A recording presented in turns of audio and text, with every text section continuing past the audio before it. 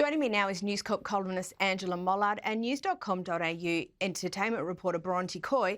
Ladies, we spoke about this CBS interview on the show last week ahead of it being broadcast. I'd love both your takes on it. Angela, you first. Yeah, look, to me, this is textbook Diana. You take an issue, you explore it, you investigate it. In this case, of course, it was the families who had lost their children to suicide because of online bullying. The reason it's textbook Diana is it's exactly what she did. She found a cause, she put herself in the spotlight, she used media to draw attention to the cause. The problem with Meghan and Harry, though, is that they do not have royal backing. They're not royal adjacent, so they don't have the proven and legitimate agencies behind them supporting the cause. So for me, it falls flat. Yes, Archwell Foundation, which we know is a fairly fledgling foundation, has set this up. They've organised the Parents Network. But to me, it doesn't have the legitimacy that's necessary to really drive home these issues. Bronte, your view? Yeah, firstly, I completely agree with Angela, but also it's amazing to think because it does feel like we've heard so much from Harry and Meghan, but this was actually their first major joint TV interview since the Oprah one in 2021. So all eyes were on them anyway, just to see how they were working together. I do think this is an area that they are passionate about, while, of course, there are the pitfalls that Angela mentioned. But what I also found interesting was that Meghan did reference in there that she's barely scraped the surface publicly of her own issues while she was in the royal family. Now, that means obviously there's a lot that's been left unsaid, and I do wonder, after hearing that, is there a time when we will be hearing more about that part that really was very damaging when she spoke about it in that Oprah interview? And in relation to that, look, we understand from reports that Meghan was apparently furious at this question being asked. Here it is. You had suffered too, personally. Contemplating killing yourself is what suicidal ideation was. And I'm dancing around this because I can see you're uncomfortable with my even going there. Do you? I understand why you are, though. I wasn't expecting it, but I understand why you are. Angela, what was the issue here? Look, she clearly wasn't expecting that. You saw that gaze, that very, very angry, cold gaze. She's on camera. She can't go back from it. Look, I thought she handled it really elegantly. There have been reports that she absolutely lost it afterwards and was just shouting at producers about it. The problem, of course, is that by talking about her own suicide ideation, which she, of course, spoken about in the Oprah interview that Bronte just mentioned, is that she then conflates her experience with the experiences of people who have lost their children. Now, she wasn't really doing that. She was questioning it, but that, if you were looking at it from a PR perspective, and that's where criticism has already occurred, that you could be seen to be putting yourself into the story, which really the focus should be on others. And I guess, Angela, with any interview, the occupational hazard is that you're going to be asked a question that you're not expecting. But Bronte and Angela alluded to it earlier, that Harry and Meghan intend to launch a parents network to help families with the challenges of social media and online abuse. What exactly is that, and why do you think they're doing it? Yeah, so that's what this interview was all about, and this is something they've spoken about over the years. They're very concerned about the social media landscape. So the Parents Network, as I understand it, it looks to be twofold, which is going to be offering support to parents whose children have been harmed by social media, and also looking at ways to prevent social media becoming harmful to kids. So it looks like there'll be communities for parents to get together and support each other. There'll be learning seminars with experts, and also tools and resources offered to them to sort of help them navigate their kids being on social media. So it is something that clearly is, an issue affecting a large portion of the world, and it is something that they care about. But it'll be interesting to see how the program actually works, and how involved they'll be with it moving forward. This was a pilot program from 2 years ago, but it's actually just now being rolled out, so we'll have to wait and see. We will, absolutely. And look, last week on the show and in our interview with Russell Myers, we noted the lack of progress of Meghan's lifestyle brand, American Riviera Orchard. Now, Angela, we understand there's a trademark issue. Yep, she's in a jam, that girl. You know, American Riviera Orchard has the longest name and now it has the longest launch in Christendom to actually get the product on the shelves. That's right, Caroline. There are trademark irregularities. Look, this can happen, and what it means is that because they are adding different products, there's now yoga blankets, picnic sets, there's all sorts of books and recipe books. And because they're going global, they need to have this all ticked off in different places around the world. So it's a normal thing to happen. But what she's done wrong is she's launched it back in March. She's now got 615,000 followers on her Instagram account. Look, it's all been very kind of, mysterious. Here's some jams. But if she's actually gone into production with those jams, they will have gone past their use-by date by the time this product actually hits the shelves, because it's now not expected to come out until next year.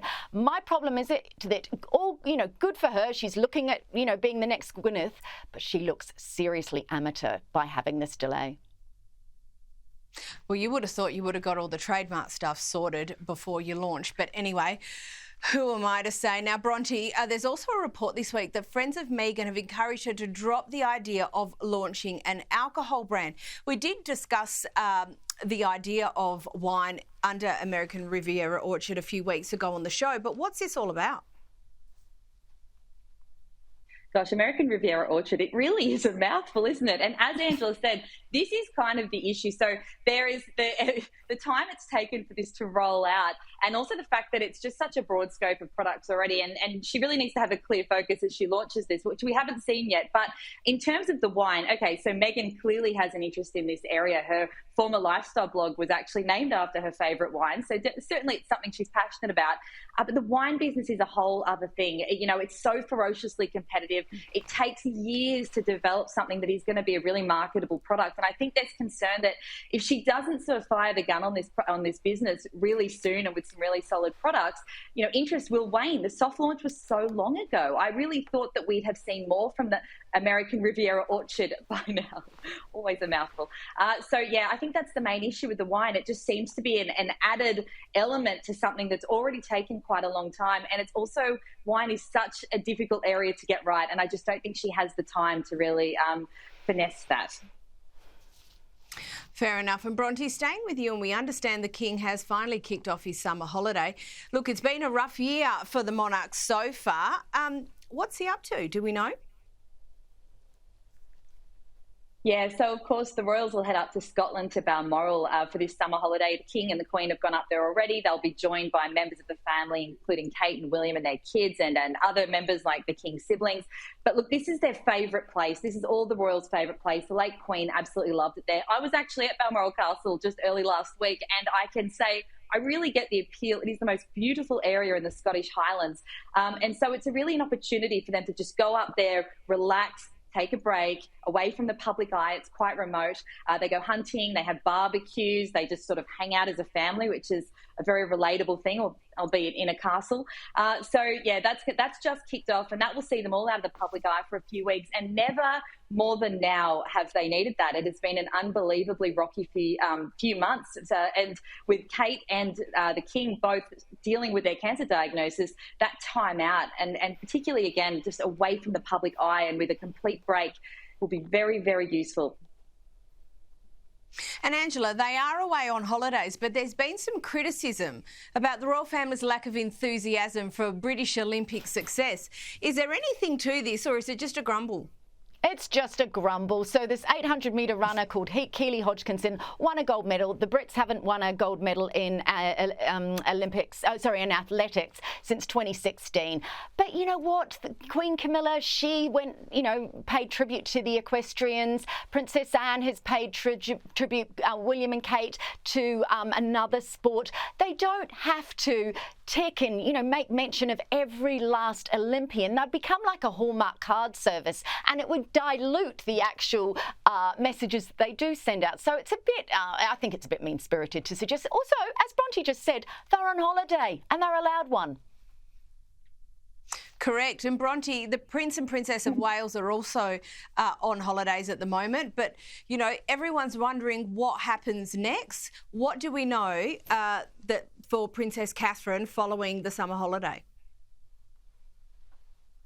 That's the big question. That is the big question, because the start of the year, we went months without seeing her, understandably, as she dealt with her cancer diagnosis and treatment. We then, right before the summer break, started to get peaks of her again, you know, at Wimbledon and at the Trooping the Colour.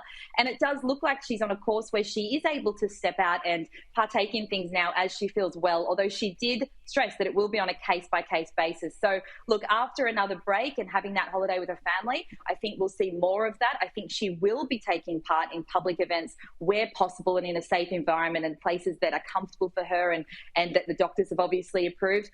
We will be getting the traditional back-to-school photo of the royal kids, which is always a bit of a thrill. It's such a cute pic. Of course, in the UK, the kids start their school year in September.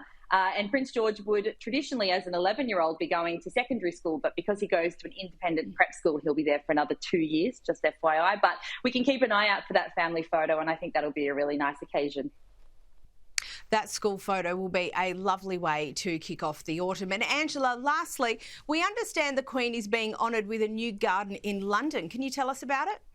That's right, Caroline. It's at Regent's Park. It's in honour of her. It will be opened on what would have been her 100th birthday. I love this park. This is my favourite park in London. And as we all know, you know, Kensington Gardens, there is a tribute park there to Diana. This one will be really beautiful. It'll have Lily of the Valley. It'll have royal tulips. It's got a viewing platform. But the Queen loved gardening, and she used to walk around this area of her garden with her corgis.